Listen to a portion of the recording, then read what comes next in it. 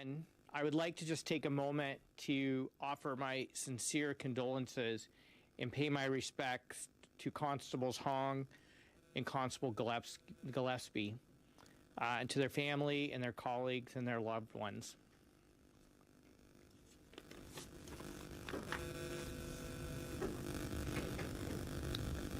I'd also like to take a moment to acknowledge that we're meeting on the treaty lands of the Mississaugas of the Credit First Nation and just reaffirm the Ontario Green Party's commitment to the truth and reconciliation process. I'd like to begin this morning by thanking the Financial Accountability Office of Ontario for releasing a critically important report today outlining the financial risk the province of Ontario faces as a result of the climate crisis. It is clear we are in a climate emergency, and that climate crisis is costing us billions of dollars each and every year, and the costs will only escalate if we fail to act, if we fail to reduce climate pollution, and if we fail to ensure that our infrastructure is climate ready, and if we fail to protect and defend the nature that protects us.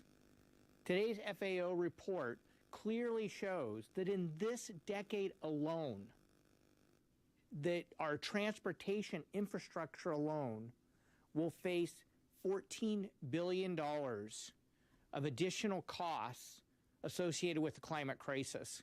This is on top of the $6 billion of damage that our buildings face in this decade alone from a previous report from the FAO, totaling $20 billion worth of infrastructure risk this decade. And when it comes to transportation, the costs associated with the climate crisis will only escalate over the course of this century, costing Ontario taxpayers anywhere between $171 and $332 billion. We simply cannot afford to deny the crisis that we face. Our pocketbooks depend on our action. Our lives and livelihoods depend on climate action. And our future and our children's future depend on climate action.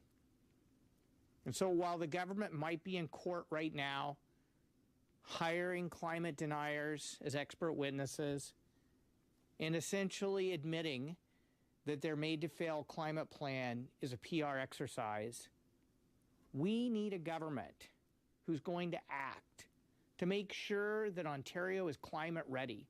And that's exactly why the Ontario Greens are calling on the Ford government to actually deliver a real climate plan that will reduce climate pollution in half by the end of this decade, to implement a dedicated climate adaptation fund so that both provincial and municipal infrastructure is climate ready. An adaptation fund that not only invests in the province investing in provincial infrastructure, but also provides funding to municipalities to invest in making municipal infrastructure climate ready.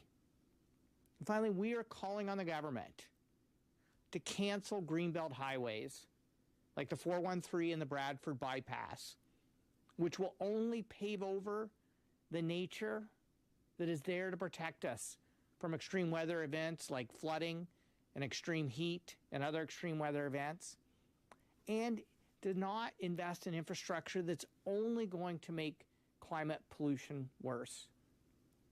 We simply cannot afford for this government to deny climate action and to delay climate adaptation. I'm happy to take any questions. There are no questions on the line. Thank you, everyone. I appreciate your time today.